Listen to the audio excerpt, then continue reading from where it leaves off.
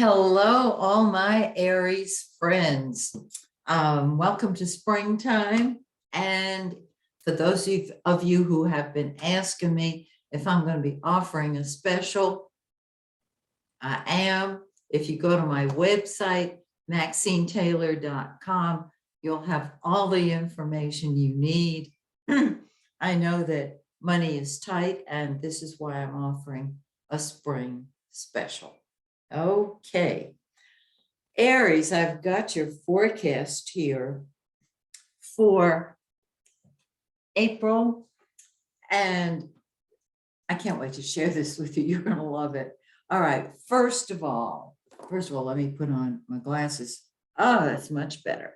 Okay. Let's start over here with Venus, the pink planet of love and money. It has been in your 11th house of friends and group activities and humanitarian projects, and your friends have been of incredible support and love and help to you.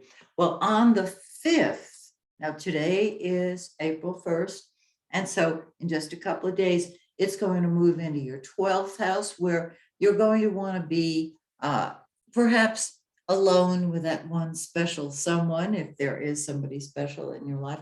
Otherwise, you're going to want your solitude and privacy just to kind of chill. The 12th house is behind the scenes activities. It's the subconscious.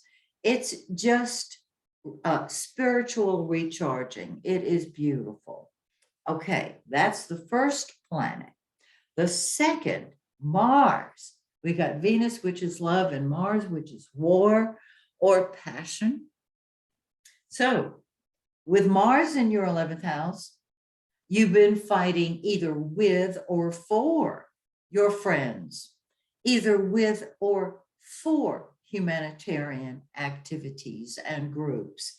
And on the 14th, Mars joins Venus in the 12th house, and you may find that you have stuffed your anger, or you're working behind the scenes kind of feverishly to get things done. Either way, it's action, but it's behind the scenes. All right. Now, let's talk about the sun, the giver of life. That's the yellow planet. It's the center of our universe. It's the center of our lives. Naturally, Aries, this is your month, at least until the 19th, when the sun enters Taurus, but it's in your first house. And so the center of your life is you doing what you need to do, what you want to do, what you have to do, doing what you want, when you want, how you want, because you want. And you might be saying, I do that all the time. Yeah, well, it's kind of like you on steroids now. You're definitely doing what you want, when you want, how you want, because you want. Have a ball. And on the 19th, drum roll, please, the sun, the giver of life, the creative force, moves into your second house of money. Just pause and be with that for a second. It is fabulous. And so you can create more money. You can increase your income. Go for it. Now, Mercury, what we think about and talk about, it is the blue planet, and it moves very quickly. It starts off in your first house. So wherever Mercury is what you think about and talk about. Guess what? It's you. Fine. Cool. Think about yourself. Talk about yourself. Whatever you put your attention on grows. So on the 10th, it moves into your second house, and you are thinking about money and how to create it, how to replenish it, because this is not necessarily simply spending money. It's thinking about what you want from your money, or the money that you want. All right. And then on the 29th, it moves into your third house, Well, this is the house it normally rules in the natural zodiac. So your mind is going a mile a minute. You might be taking trips. Um, it doesn't mean that you're going to, these are not long trips. They're not long distance trips. They're relatively close by, but your mind is activated. There's lots of communication going on. Remember that Mercury is going to be entering the shadow of the retrograde on April 26th, making way for the retrograde Mercury on May 5th. Excuse me, May 10th. I'm just saying it's gonna feel like Mercury is retrograde when it's in the shadow, which of course will be starting on the 26th. Now, we've got 3 lunations. First of all, the new moon today, April 1st, is in 11 Aries 31. Once a year, this happens.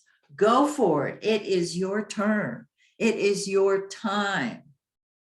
Let out all the stops. Do what you want, when you want, how you want, because you want. I don't believe in squelching a chart and saying, oh, don't, oh no, calm down. No, let it rip. Let it rip. It's your day. And on the new moon, that's when energy starts growing. Yes. 2 weeks from now, on the 16th, we have a full moon in your 7th house of partnership and contracts. Are you selling your house? Are you buying a house? This is a contract. You can meet somebody on the full moon. That's when things come to a head. The full moon on the 16th is in 26 Libra 46. Find these 2 lunations in your birth chart because that completes the picture. And so this will help you, this full moon will help you balance things so that you're not just saying me first, you're working with other people. And we have a second new moon on the 30th. This new moon is more than a new moon. It's a solar eclipse.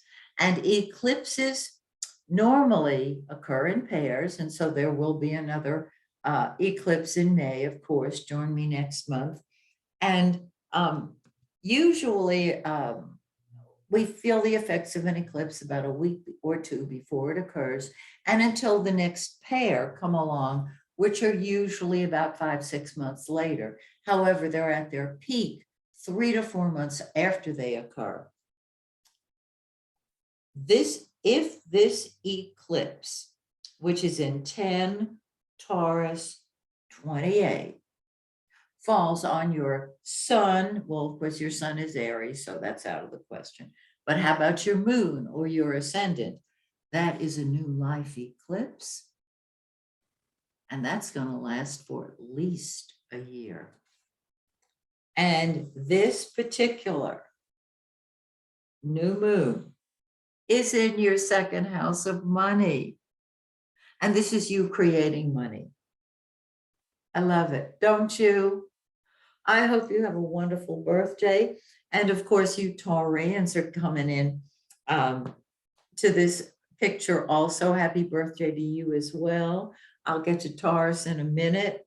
And so, don't you love this forecast? So join me next month when we get into the retrograde Mercury and the 2nd eclipse in the pair. And until then, may the stars shine brightly on you and yours. Bye for now.